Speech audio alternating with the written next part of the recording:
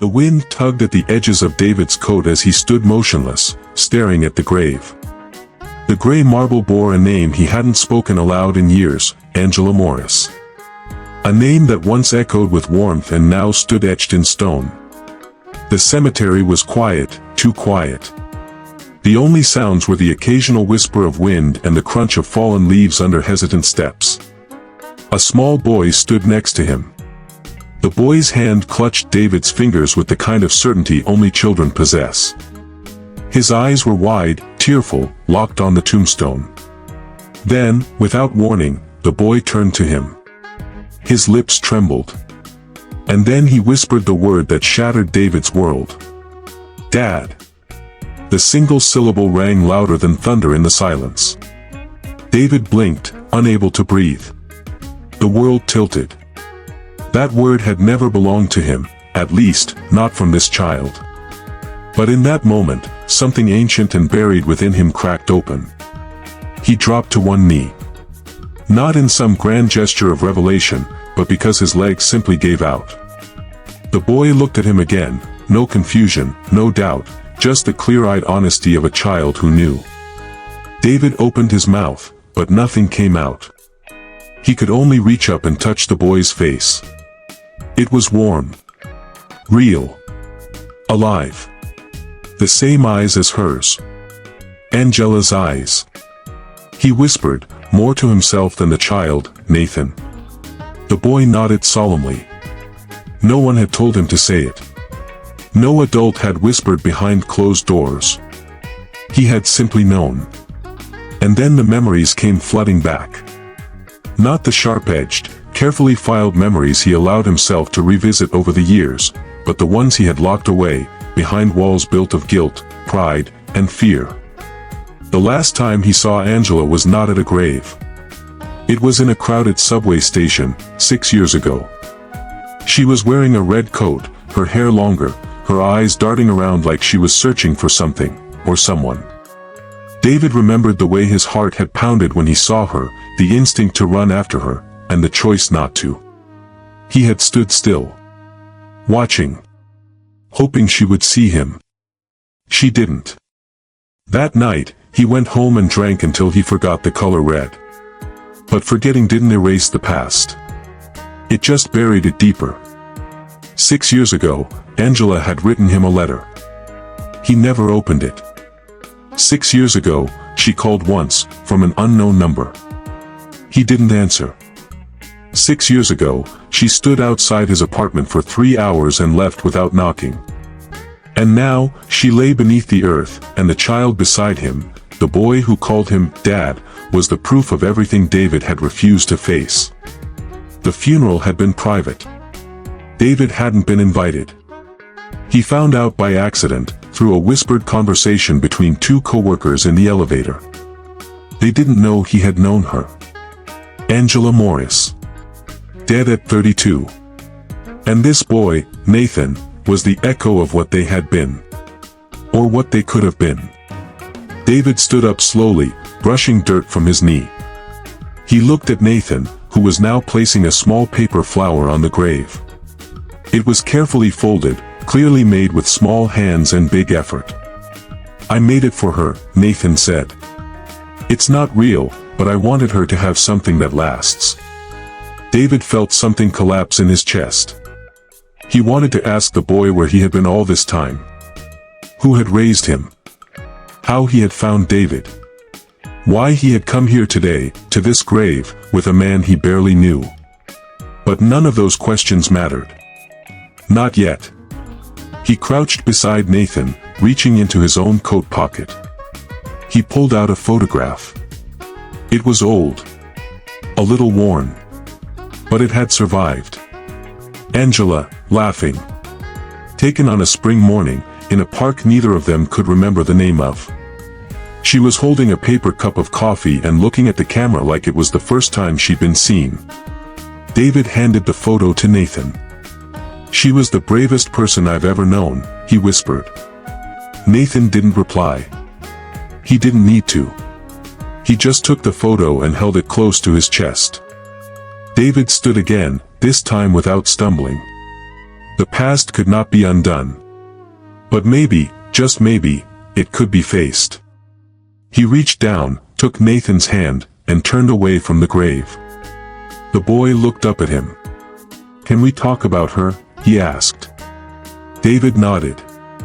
"Yes," he said. "But let me start from the beginning." 6 years earlier, the sky over Brookhill was painted in hues of amber and violet, as if the sun itself hesitated before dipping beneath the horizon. The streets bustled with early evening chatter and hurried footsteps, but in the quieter part of town, near the old library where time seemed to slow, a younger version of David sat on a stone bench, his coat loosely buttoned, a cup of lukewarm coffee in his hands. His eyes, though calm on the surface, mirrored the weight of a man who had built an empire yet struggled to find meaning in anything beyond spreadsheets and shareholder meetings. David had always known how to close a deal, how to read people in boardrooms, how to bend numbers to his will. But when it came to understanding his own emptiness, he was as lost as a child in a crowd. That evening, he had no business meeting, no social obligation. He was just there. Wandering, perhaps, or escaping. Across the street, under the flickering sign of a modest pastry shop, a young woman fumbled with her delivery bags. Her apron was slightly stained, her shoes worn thin, but her face carried a quiet strength. Amelia. She didn't notice David at first. She was too busy struggling to balance 2 large cake boxes while keeping the wind from tearing her receipt book away. David had stood to help, almost instinctively. Their hands brushed briefly as he steadied the boxes for her. "Thanks," she murmured, not quite looking up. "You walk this late alone?" he asked, more surprised at himself for speaking than expecting an answer. She nodded, finally meeting his eyes. "There's always someone waiting on cake. Birthdays don't stop just because the sun goes down." He laughed softly, the sound foreign even to him. "That sounds exhausting." "It's life. You carry what you can, and then you carry the rest anyway." Something about her honesty, her unpolished way of phrasing things, pulled at something in David he hadn't felt in years. He offered to walk her to her next delivery. She hesitated, then shrugged. They walked side by side, silence folding around them like a shared secret. Amelia spoke of her little apartment above the bookstore, of her mother who was sick, of her younger brother who still believed the world could be kind. She didn't complain. She just told the truth, raw and plain. And David, for once, listened without the need to fix, negotiate, or advise. When they reached the last house, she turned to him. "You never said what you do." "I'm in real estate," he replied vaguely. "The kind that builds homes or tears them down." He paused. "A bit of both, I guess." She smiled, and it was like a street lamp flickering to life in fog. "Well, tonight, you helped carry something that mattered. That counts for something." He wanted to ask for her number. He wanted to ask where she liked to spend Sunday mornings, what her favorite book was, why she seemed to wear the weight of others like it was stitched into her skin. But instead, he just nodded. "Take care of yourself, cake girl." She tilted her head, curious. "You too, real estate man." They parted ways. He watched her disappear into the soft glow of porch lights, her figure shrinking with each step until she became just another outline in the dark. For months after, David returned to that bench. Sometimes with coffee, sometimes just to sit. He never saw her again. He told himself it was a passing moment, a blip. But he kept the receipt she dropped that night, crumpled, smudged, with a name scribbled barely legible, Amelia L. He searched once, briefly. Found nothing. Perhaps she moved. Perhaps she married. Perhaps she had been a ghost, conjured by a man too lonely to trust what was real. But deep down, he knew. That moment wasn't about coincidence. It was about interruption. The kind that doesn't just break routine but rewrites you. 6 years later, standing at the grave of a woman named Amelia L., with a boy clutching his jacket and calling him Dad, David realized he had been waiting for this rewrite all his life. And somewhere in the ache of it all, he could almost hear her voice again. It's life. You carry what you can, and then you carry the rest anyway. The day Nathan first came into my life wasn't wrapped in fanfare or foretold by fate. It was hidden in the most mundane of errands, a grocery store aisle lined with canned soup and cereal. I had stopped to check my phone when I heard it, a small voice, unsure, barely above a whisper. "Excuse me, sir. Is this soup good for someone with a tummy ache?" I turned, and there he was, a boy with shaggy hair, oversized jacket sleeves that swallowed his hands, and the kind of eyes that had seen far more than any child should. He looked up at me with an earnestness that stopped my breath. There was no mother around, no adult calling for him. Just this boy, gripping a can of chicken soup like it might be the only thing standing between him and the end of the world. I knelt beside him, inspecting the label not because I didn't know, but because I didn't know what else to do. "This one's good," I said, offering a small smile. "It's gentle. Helps when your stomach feels like it's tied in knots." "Okay," he nodded, relieved. "Thank you, sir." He turned to walk away, but something rooted me to that linoleum floor. "Hey, wait," I called. "Are you here alone?" He hesitated. Then the truth slipped out in a quiet confession. "My mom, she told me to wait in the car. But I wanted to help. She's sick. And tired. And sometimes she forgets to eat." I couldn't move. I couldn't breathe. My brain screamed about boundaries and caution and the proper thing to do. But my heart was already cracking open. "Come on," I said gently, grabbing another can. "Let's make sure you pick out some crackers too. Ginger ale. Maybe a banana." He beamed. And just like that, the boy who had no name in my life became someone I wanted to protect. I walked him back to the parking lot. A rusted sedan sat parked beneath the sole dying tree in the lot. Inside, a woman rested with her head against the window, her breath shallow, her skin pale. Nathan knocked gently. "Mom." "I got the soup," he said. And the man helped me. She woke slowly, startled, then alarmed when she saw me. I backed away a few steps, lifting my hands in peace. "I'm sorry," I said quickly. "He found me in the store. Just wanted to help." She looked at Nathan, then at the groceries in his arms. Her face softened. "Thank you," she murmured, though her voice barely held together. "We're just going through a tough time. Do you have somewhere to go?" I asked, not even sure why. Her eyes filled, and she turned away. That was all the answer I needed. I gave Nathan my business card. "If you ever need anything. Anything at all." He took it with both hands, the way someone accepts something sacred. And then they were gone, the car groaning as it pulled away into the night. Days passed. I tried to push the encounter out of my mind. But I kept the card from my wallet on my desk, just in case. Then, 1 week later, a voicemail. "Mr. David? This is Nathan. My mom, she's in the hospital." I didn't know who else to call. I left a meeting mid-sentence. When I got to the hospital, he was in the lobby, hugging a backpack to his chest. The nurse explained, his mother collapsed in a shelter. No ID. Barely coherent. No insurance. No family contact. I told them I was a family friend. I don't know why I lied, only that it felt truer than the truth. Nathan ran to me. Not because he knew me, but because he had no one else. "They won't let me see her," he whispered, eyes wide with fear. "It's okay," I said. "You'll stay with me tonight. Just until she gets better."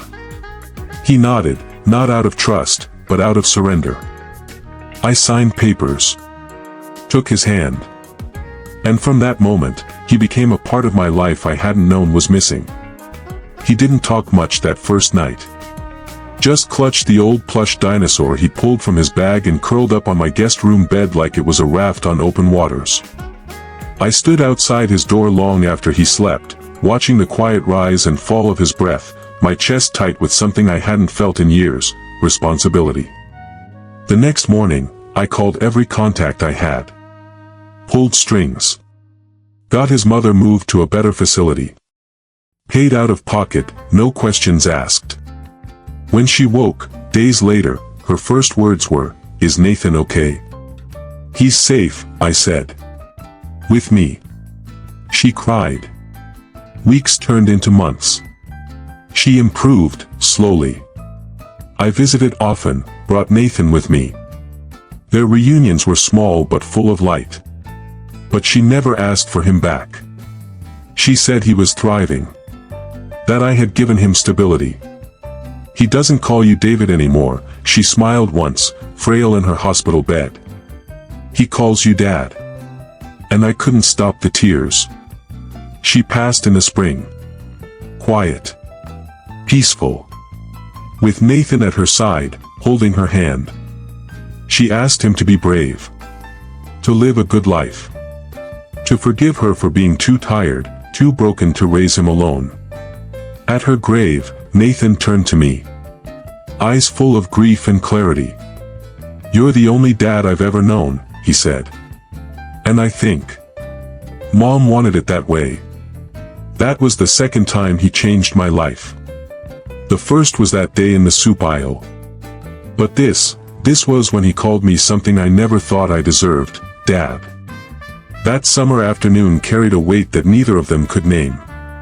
David hadn't planned to stop by the bakery, but something, perhaps the way the clouds curled over the horizon or how his chest ached inexplicably, guided him there. The bell above the door jingled, pulling a memory from a time he thought long buried.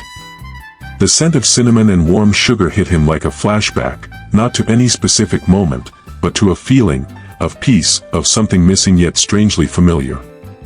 She was behind the counter, her back to the door, humming softly as she arranged pastries on a tray. Her hair was tied in a loose bun, and there was a softness in her silhouette that made something in David tighten. He should have turned around. Left. He wasn't here for nostalgia or illusions. But his feet moved forward. "Excuse me," he said, his voice dry. She turned, and their eyes met. It was a glance that lasted seconds but felt like an hour. Her eyes widened slightly, not in recognition, but as though she had seen a ghost brushing through her past. David swallowed hard. She didn't know him. That much was clear. "Hi," she said, professional, gentle. "Can I help you?" I used to come here a long time ago." "Place looks the same," he replied, buying time, unsure of what to say or why he had even entered. Her expression didn't shift. No flicker of recognition. Just polite interest. "You must have been a regular," she smiled. "We try to keep the old charm." Something about her voice tugged at his ribs. He cleared his throat. "Yeah. I remember there was a girl who worked here, always wore a necklace with a little bird on it." Her hand instinctively brushed her collarbone. A habit. There was no necklace now, but her fingers searched for it nonetheless. That was the first crack in her composure. "She's not around anymore," she said softly, her smile faltering for the first time. "No," David murmured, watching her carefully. "I didn't think she would be." She nodded slowly, eyes dropping to the counter. "Can I get you something?" Whatever she used to recommend. "Surprise me." That earned him the smallest, faintest smile. She turned and picked out a raspberry tart. She always said this one made sad people forget why they were sad. David took it, staring at the flaky crust, the vibrant red filling. "Thanks," he said. "Maybe I'll forget something too." She looked up at him, and for the briefest moment, something flickered, something unsaid, unsurfaced. But it passed like a shadow over the sun, gone before it warmed the ground. He paid, took the tart, and walked out. The bell chimed behind him. Outside, David sat on the bench across the street, unwrapping the pastry. His hands shook more than they should. He didn't even taste the first bite. His mind was a storm of echoes. Her voice. Her gesture to her neck. That same soft way she spoke, as if guarding something fragile. It couldn't be her. But what if it was? 6 years had changed him. Why couldn't it have changed her too? He sat there long after the tart was gone, until the sun dipped low and the bakery lights switched off. He watched her lock the door, tuck her jacket around herself, and walk away into the orange haze of evening. She didn't look back. But David did. Over and over again. The next day, he returned. Pretending he was just a man who liked raspberry tarts. This time, she wasn't behind the counter. Another girl, a teenager with earbuds and indifference, served him. He asked casually where the woman from yesterday was. The girl shrugged. She works mornings mostly, she mumbled. So David returned the morning after that. And again. Until, finally, they became familiar to each other. Not close. Not confessional. Just familiar in that way strangers become when fate wins them tighter each day. He learned her name was Elena. That she had a son named Nathan, who was 7 and loved dinosaurs. That she always checked the oven herself, even if someone else said the pastries were done. That she laughed quietly, as if laughter had once been too loud, too dangerous. And Elena learned nothing about David. Because he gave nothing. Not yet. Not until he was sure. It was a Thursday when Nathan came into the shop. He burst through the door like a storm in sneakers, holding a paper cut out of a volcano. "Mom!" It erupted, he shouted, waving the project above his head. David froze. Elena crouched and hugged him, brushing flour from his cheek. "I told you it would," she whispered. "You worked so hard." David watched them from his seat in the corner, something rising in his chest that didn't have a name.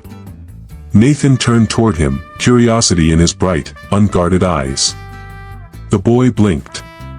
And then smiled. That smile. It hit David like a photograph he had never seen but somehow remembered. Something about the shape of it. The eyes. The dimple on the left cheek. Nathan walked over. David felt his heart stop. "You're the man who always gets raspberry tarts," the boy said matter-of-factly. David nodded, throat tight. "Guilty. Do you like them?" "I do. Mom says you eat them like someone trying to remember something sweet." David nearly flinched. "Does she?" Nathan nodded. Then, almost casually, he said, "I drew you yesterday. Want to see?" And before David could answer, the boy pulled a crumpled sheet from his backpack. A man with brown hair and kind eyes. Holding hands with a smaller boy. Standing under the sun. The caption read, "The man from the bakery."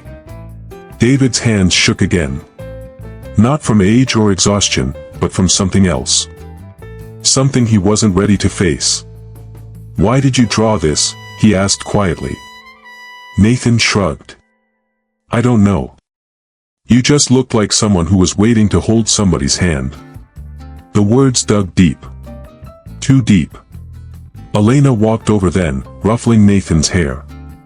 "You shouldn't bother customers, honey." David stood. "He wasn't bothering me." She looked at him, and for the first time, something like panic flickered in her eyes.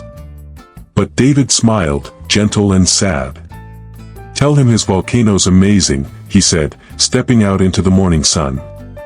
Behind him, Elena whispered Nathan's name like a prayer. And David, he began to wonder if God really did give second chances. Or if, maybe, this one had been walking toward him all along. David returned the next day, not with a plan, but with a heaviness he could no longer ignore. Something about Nathan's drawing had stayed with him all night, something about that little figure holding hands with the taller one. It wasn't just imagination.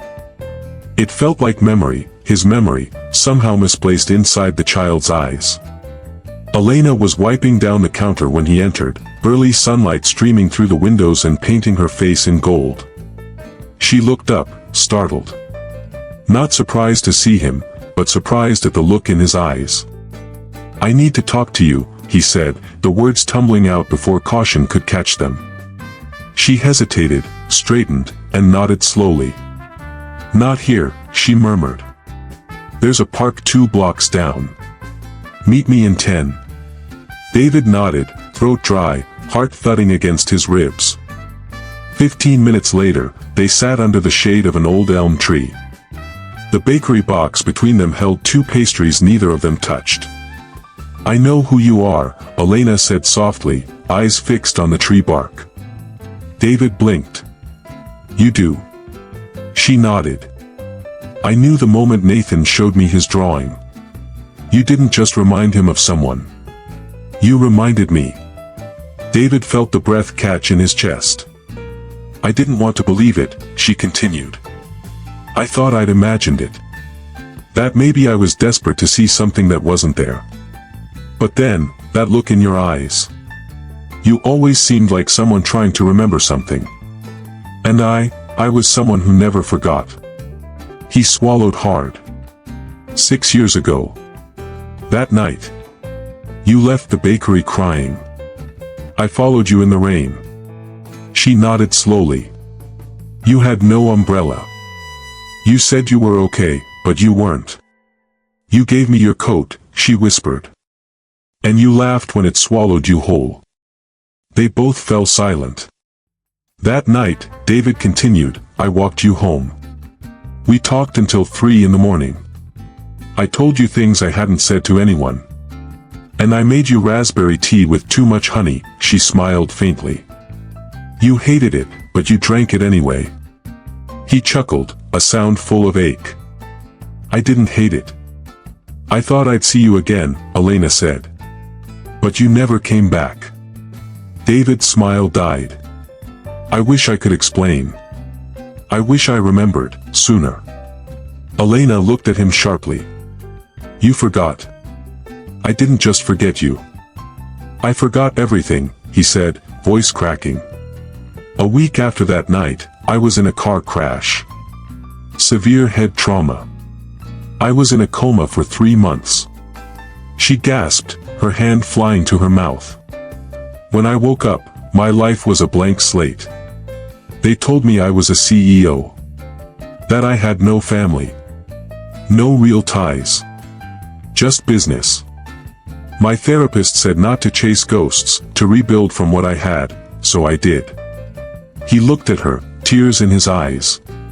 But something always felt missing. Elena's voice trembled. You forgot me. You forgot us. I'm sorry. She turned away, blinking fast.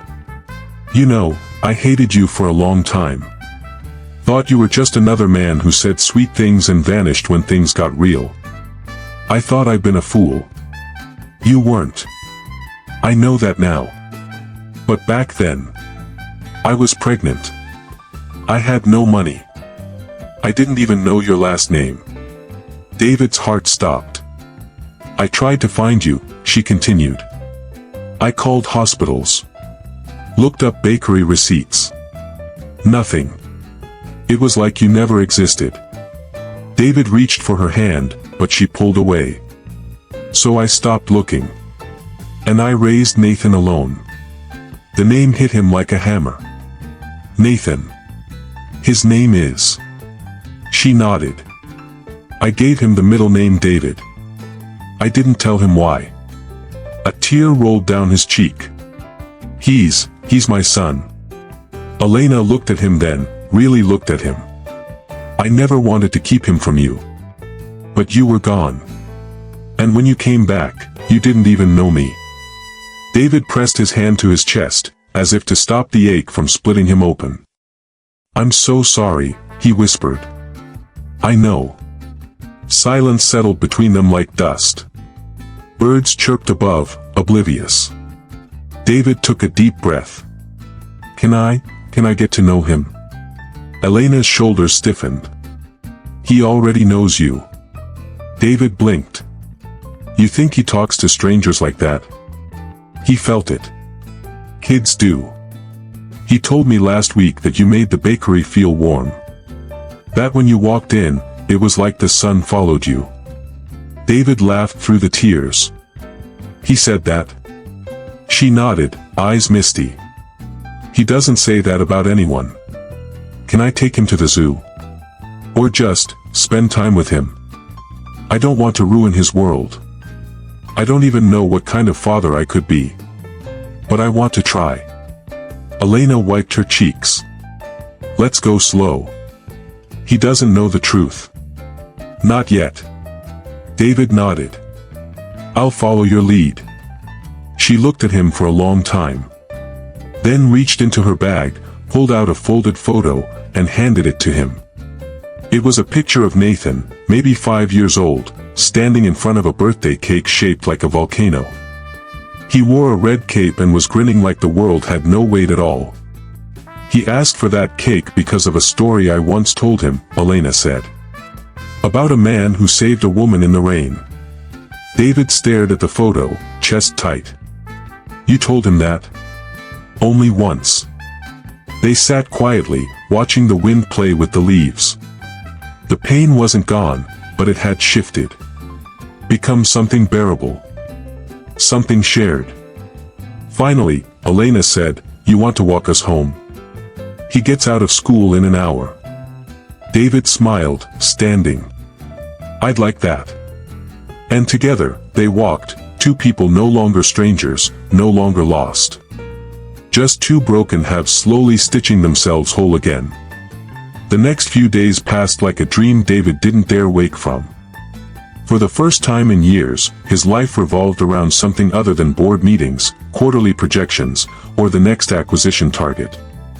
It revolved around a boy who called dinosaurs by their Latin names, laughed with his whole body, and unknowingly carried David's entire heart in his small hands. They started with small steps. A trip to the park. An afternoon in the library where Nathan insisted on reading aloud every page of a book about volcanoes, only stopping to ask David if he knew that lava could glow like fireflies. He didn't. But he smiled and said, "You'll have to teach me." At first, David feared the boy might sense the truth too soon, or worse, feel betrayed by it. But Nathan seemed to welcome him like a puzzle piece he didn't even realize had been missing. He didn't ask for explanations. He just took David's hand when crossing the street. Leaned against his shoulder during quiet moments. Laughed when David made funny faces behind ice cream cones. Elena watched it all silently from the sidelines. Some days, she smiled. Other days, she kept her eyes down, as if afraid that joy was temporary, like weather, bound to change. One evening, after they returned from the planetarium, Nathan bounded up the stairs, cradling his new glow-in-the-dark solar system model. David lingered at the doorway, not ready to leave. Elena met him there, arms crossed lightly, the porch light catching strands of silver in her hair. "He's happier," she said, her voice low. "He sleeps better. Laughs more.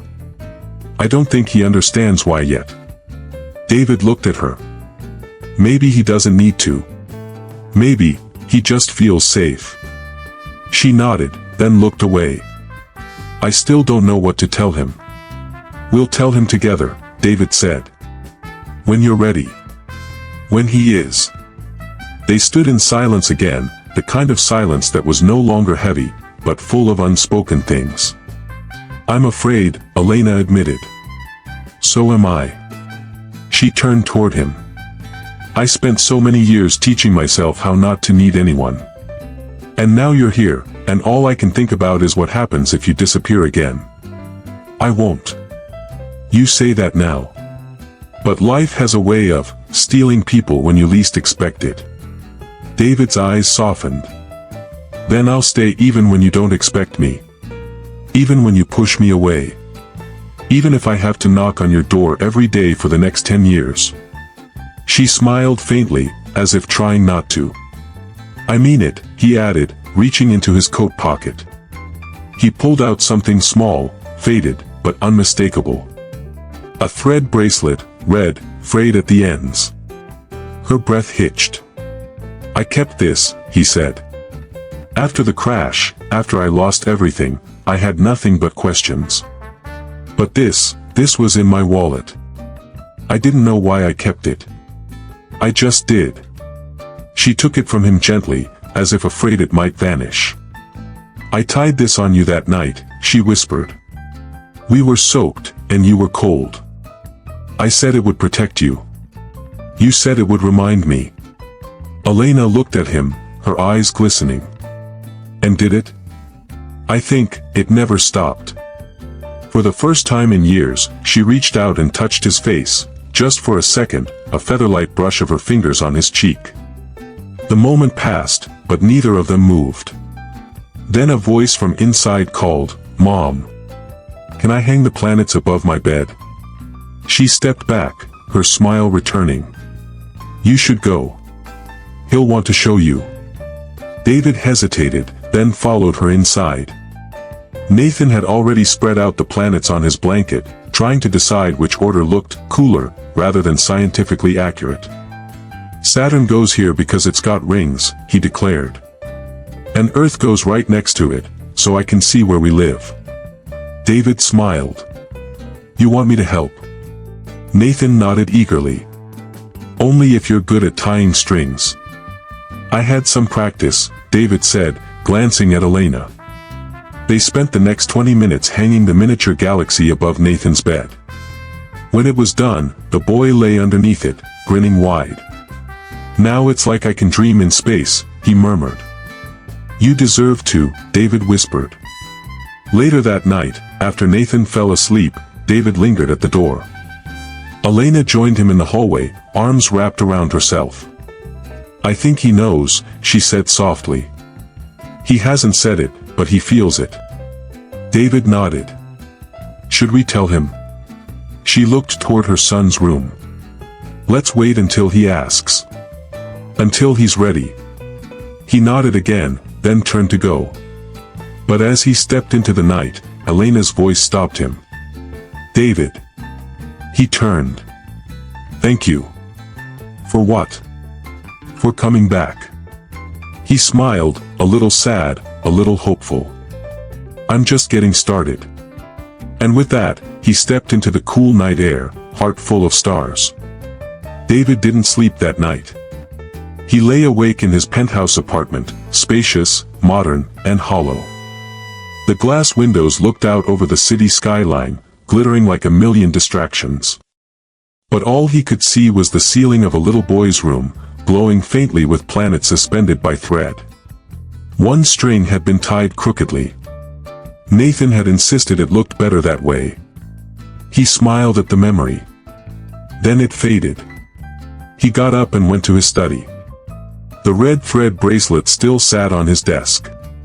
Next to it was an old photo he hadn't dared look at in years. Not until now. In the photo, he and Elena stood in front of a bookstore, caught mid-laugh, just moments after she slipped on a patch of ice and he caught her by the arm. That day had been ordinary. But looking back, he realized it had split his life in two, before her and after. He picked up the photo, turned it over. A date was scrawled in her handwriting, December 17th. "The day you made me laugh like a child." He didn't remember her writing that. His breath caught in his throat. What else had he forgotten? Something about the red thread had begun to stir things inside him. A sound, a scent, a feeling. Like a door creaking open to a room he had locked long ago. He rummaged through his old desk drawer. At the back, beneath expired IDs and useless keys, he found it, a leather-bound notebook.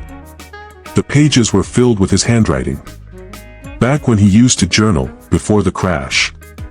Before the coma. He hadn't read it in years. Page after page, he scanned for anything about her. Then he saw it. January 3rd, I met someone. She doesn't know I'm watching her smile when she thinks no one's looking. He kept reading. January 10th, she brought me soup when I had the flu. I told her she didn't have to. She said, I wanted to. That hit me harder than I expected. His hands trembled. January 24th, I think I love her. God help me, I think I do. David shut the notebook. Something hot and bitter welled up inside his chest. He had written those words. He had felt those things. But somewhere along the way, after the accident, the surgeries, the corporate deals, he had buried that man. A knock at the door startled him. He checked his watch. 6:12 a.m. No one should be visiting him this early.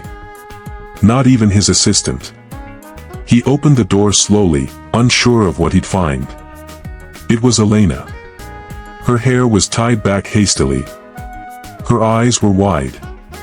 And in her shaking hands, she held a white envelope. I need to show you something, she said. He stepped aside wordlessly. Inside, she stood by the window, the envelope still clutched in her fingers. This was written the night you left, she began, her voice fragile. The night before your plane crashed. David frowned.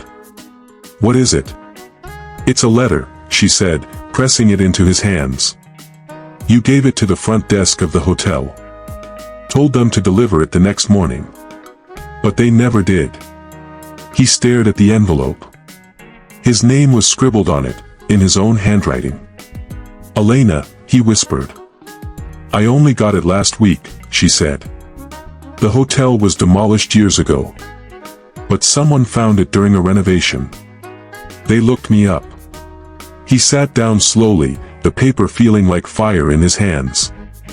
Read it, she said. He opened it. The first line made his heart stop. If you're reading this, it means I didn't get the chance to say goodbye in person. His eyes scanned faster now. I know I've never been good at feelings, but I didn't want to leave without telling you the truth. You matter. You changed me. I didn't think I could be someone's person, but you made me want to try. If I don't come back, I want you to know that I would have stayed. I would have fought for you. David's voice broke as he whispered the last line. And if someday, a little boy calls you Mama, I hope he has your eyes, and your kindness. Because you've given me more than I ever deserved. The letter slipped from his hands. I didn't remember writing that, he said, stunned. You meant every word, she said softly. He looked up, eyes glistening. I left you. I forgot you. No, she replied. You were taken. And I gave up too soon. Silence fell between them, dense and trembling. Then she added, Nathan asked me yesterday if you were his dad. David's heart stopped. I didn't know what to say, she continued. He said he didn't need the answer. He already felt it. David swallowed hard. Does he know I forgot? He doesn't care, she said. He only cares that you're here now. He stood slowly, walked toward her. Elena, he said, voice cracking, if I had remembered. I would have. She placed a hand on his chest. You don't have to remember to feel. You feel it now. That's enough. His hand covered hers. Tell me what to do, he said. Tell me how to fix this. She smiled, finally, the kind of smile that cracked through years of fear and regret. You already are. And in that moment, for the first time since fate tore them apart, they stood not as two people who lost something, but as two people who had found their way back. David stood at the edge of something he couldn't name. Not a cliff, not a moment, something deeper. A realization. Hours had passed since Elena handed him the letter.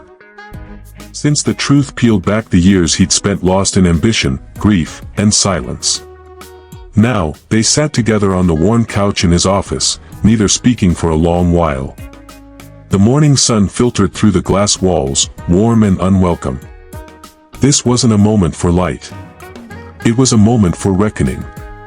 Elena held a small envelope in her lap. Not the one from before. A new one. White, thin, almost trembling in her hands like it carried a heart inside. "This is his drawing," she said finally. "He made it last week.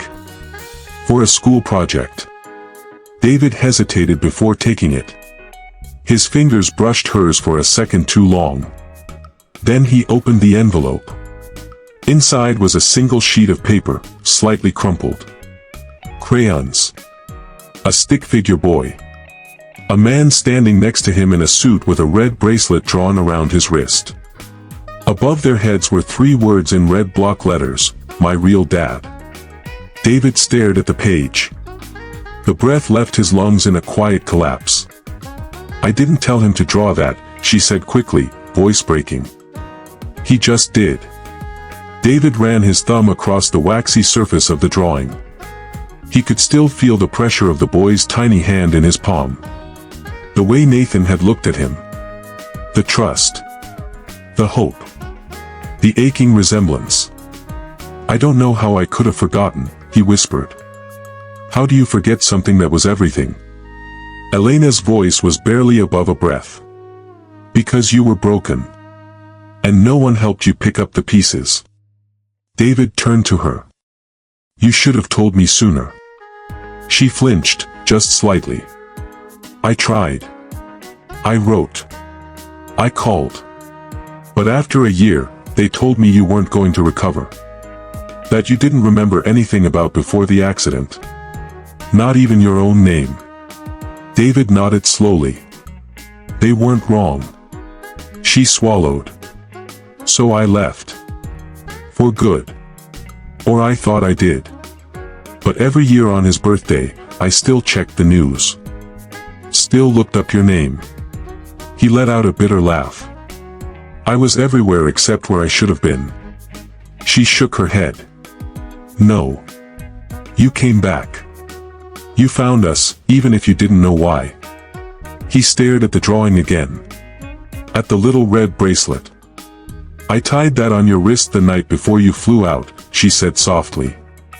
"You said it reminded you of me. Said it looked stupid. Then didn't take it off for days."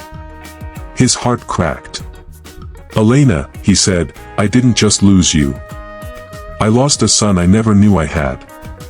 I lost time I can't get back. And I lost a man who once promised to come back for me," she said, eyes shimmering. David turned toward her fully now. "I want to earn him back," he said. A silence passed between them, heavy and uncertain. "Then there's something else you need to see," she said finally. She stood, crossed the room, and pulled a small, leather folder from her bag. She placed it on the table in front of him. Her hand lingered on top of it for a moment, then she pushed it toward him. Inside were test results. Blood types. Documentation. A DNA match, 99.97% paternal confirmation. David stared at the numbers. "You already knew," she said gently. "But I thought, maybe you needed proof." "I didn't," he replied. "But this makes it real." He looked up. "Does he know?" "No," she said. "Only that there's a man who held his hand like it mattered. And that, for now, is enough." He nodded. Then something changed in his eyes. A flicker of fire beneath the sorrow. "I want to tell him," he said. "I want him to know that I'm not just a face that appeared in the middle of a storm. I want him to know I've been searching for him even when I didn't know I was." Elena didn't speak for a long moment. Then she whispered, "Then you better not disappear again." "I won't," he said. The next day, it rained. Not the heavy, dramatic kind. Just a steady drizzle that clung to everything and soaked into bones. Nathan stood at the edge of his mother's grave, holding a single flower. The headstone beside it, smaller, was unmarked.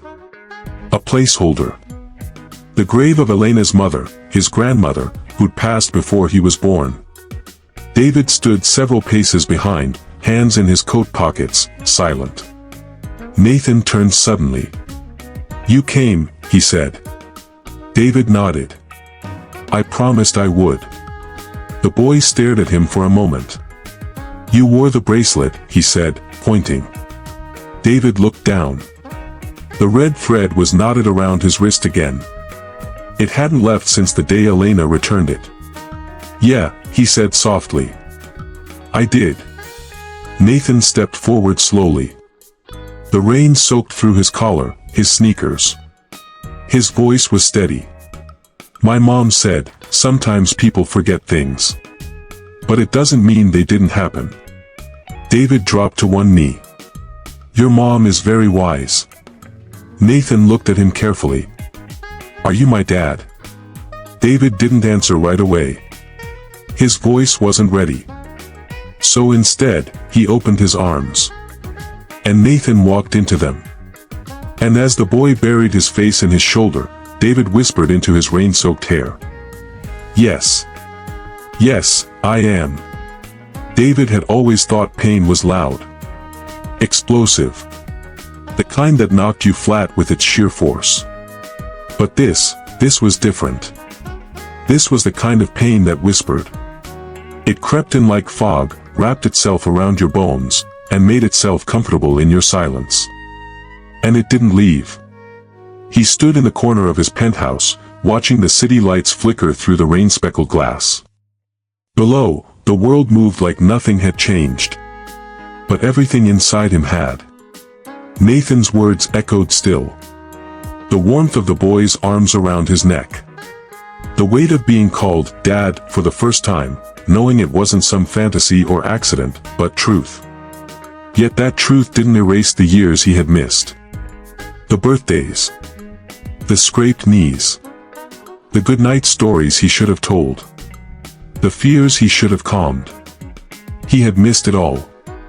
And worse, he hadn't even known to mourn it.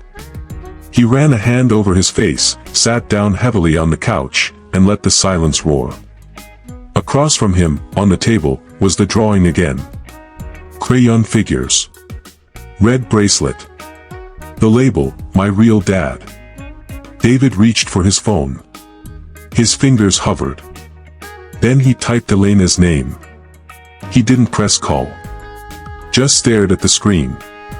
At the memory of her face when she turned and left the cemetery. She hadn't said goodbye. Just walked away, holding Nathan's hand like it was the only steady thing in her world. Because it was. And David had to admit, he hadn't yet earned a place in that world. Not truly. Not fully. He stood up. The next morning, David didn't go to the office. He didn't check emails. He didn't take meetings. He drove instead, just drove. Past neighborhoods he hadn't been through in years. Past the coffee shop where he and Elena had once waited out a thunderstorm, sharing a single umbrella and pretending they hated how romantic it was. He stopped at the flower shop on 5th. The same one she used to talk about when they'd walk back from her shifts. He bought lilies. She used to say they reminded her of resilience. Of how beauty could rise from mud and shadow. And then he went to her old apartment. Gone. The landlady said she'd moved out 3 weeks ago. Left no forwarding address. Just one envelope in case someone important ever came looking. David opened it in his car, hands shaking slightly. Inside was a note. Short. Written in that same looping script he used to tease her about. If you're reading this, it means you found your way back, but maybe too late. I don't blame you. I really don't. But Nathan has a good life. I've built it for him with both hands shaking, and I can't risk shaking it again. If it was just me, maybe I'd try. But it's not just me. It's him. And he deserves steady. Not maybe. Not, I think I can. Real steady. If you're that, you'll find us. If you're not, you'll stop here. David closed his eyes. Let the ache settle. He had a choice now. He could walk away. Let her go. Let the child he'd only just met grow up with a version of his father shaped by time and questions and absence. Or, he could be steady. He thought back to the moment at the grave. The way Nathan had leaned into him like he'd done it 100 times before. Like his body already knew the shape of his father. David pulled out his phone again. Not to call this time, but to speak. He recorded a voice message. Not to send, just to say the words. Hey. I don't know where you are. I don't know if you'll ever hear this. But I'm still here. I'm not running anymore. I missed everything, I know that. But I'm done missing. I'm done waiting for time to fix things. I want to fix them with my own hands. One day, I hope you'll look at me and not see a stranger who used to mean something, but someone who never stopped meaning it. He didn't hit send. He just listened to it once. Then deleted it. Not because the words didn't matter, but because words weren't enough anymore. That afternoon, he went to a bookstore. He bought a copy of Where the Wild Things Are. Elena once told him it was Nathan's favorite. Then he went to a small toy shop nearby. Bought a telescope kit for kids. He remembered her mentioning Nathan loved stars. Thought they were God's flashlight. And then, without a real plan, he returned to the cemetery. The sky was clearer now. The rain had moved on. The air held that strange hush that came after a storm, like the world itself was catching its breath. David knelt at Elena's mother's grave. Placed the book and the telescope on the ground. I don't know if this is right, he said aloud. But I needed to leave something. For him. For you. A voice behind him startled him. Those lilies were her favorite, Elena said quietly. David turned. She stood there, arms crossed, not cold, but guarded. Nathan wasn't with her. I wasn't following you, he said quickly. I just didn't know where else to go. She looked down at the gifts. You remembered the book. I'm trying, he said. Elena was quiet for a long time. Then she stepped closer. He misses you.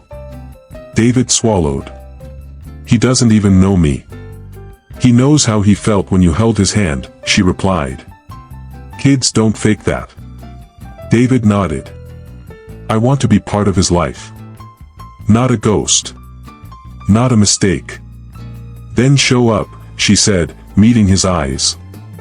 Not once. Not when it's easy. Every time. Even when it hurts.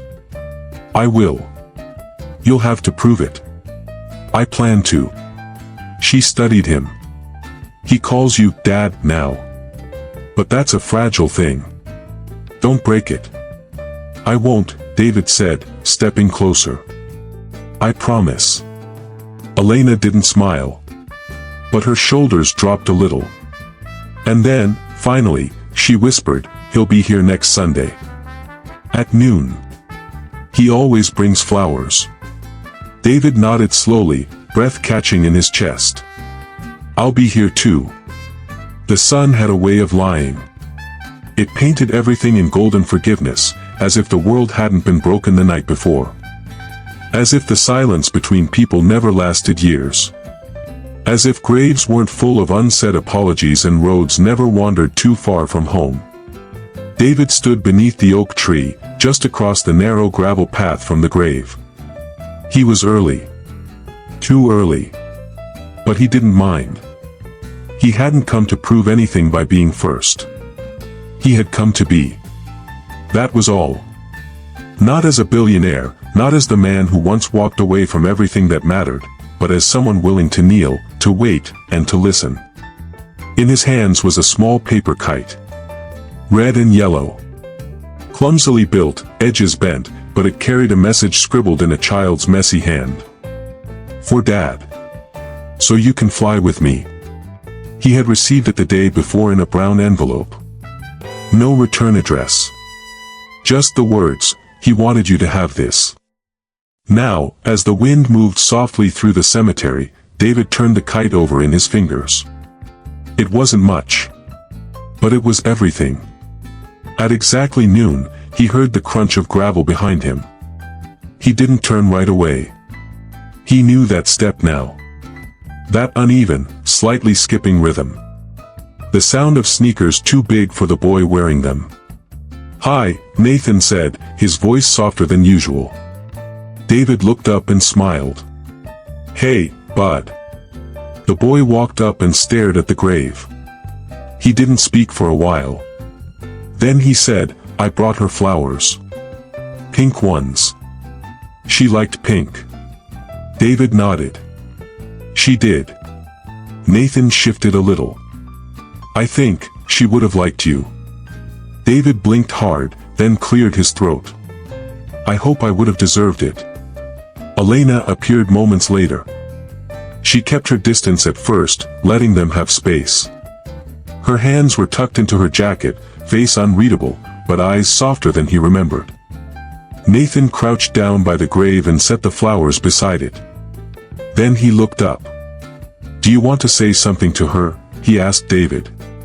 David hesitated. Then he stepped forward. Knelt slowly, reverently, like he was afraid even the grass might reject him. "Elena," he began, and his voice cracked on the name. "I don't know if you'd even want to hear from me. But I need to say this. I failed you. I let fear win when I should have fought. I let time do the talking instead of my heart. And I let this little boy grow up without knowing the truth about who he came from." He paused. Swallowed. "I can't take that back. But I can show him who I am now. Who I'm becoming. Because of him. Because of her. Because of everything I didn't say in time." The breeze lifted slightly, brushing his face, as if something unseen gave its silent blessing. David stood. Nathan was holding the kite now. "Do you know how to fly it?" the boy asked. David smiled. "I'm not sure. But I'm willing to learn." They crossed the road to a small grassy hill. It wasn't much, but it caught the wind just enough. Nathan ran ahead, his laughter light, his energy contagious. David followed, arms outstretched, holding the kite aloft. It soared, clumsily at first, then rising with surprising grace. Elena stood by the tree, watching. There was something in the way David ran, unguarded, joyful, unpolished, that made her heart ache. Not in pain. In recognition. He wasn't the man she had known. He wasn't trying to go back. He was trying to start from here. Nathan squealed as the kite danced against the sky. "Look, Dad. It's flying. You're doing it." David stopped running. Not because the kite had fallen. Because the word had landed. Dad. So simple. So certain. No question, no hesitation. He crouched and held Nathan as the boy barreled into his arms. "I'm really glad you came," the boy whispered. David rested his chin on his son's head. "Me too. I'm going to keep coming. As long as you'll let me." Nathan looked up. "Do you promise?" "I promise." Elena joined them quietly. Nathan took her hand with one and David's hand with the other. The three stood there for a moment, no big declarations, no melodrama. Just connection. Real. Earned. David turned to her. "I know you probably don't believe me yet. And I don't blame you. But I'm not asking you to go back. I'm just asking, if you'll let me walk forward. Beside you." Elena looked at him. The wind tugged her hair gently. She glanced at Nathan, then back at David.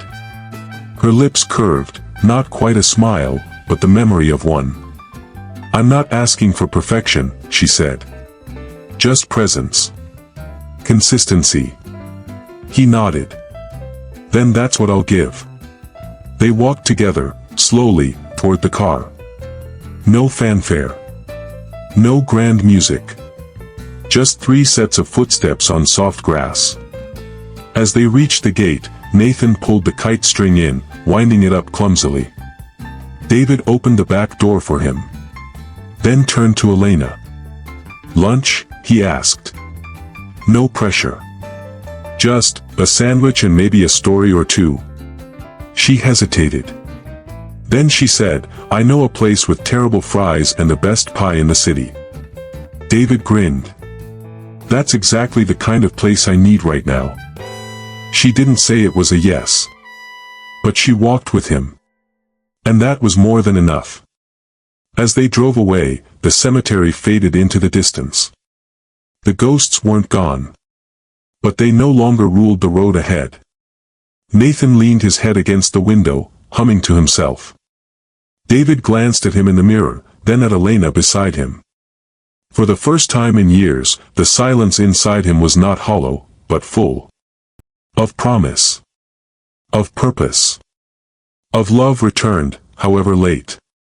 Because sometimes healing doesn't come all at once. Sometimes it begins with a whisper at a grave. And a boy calling a man, Dad.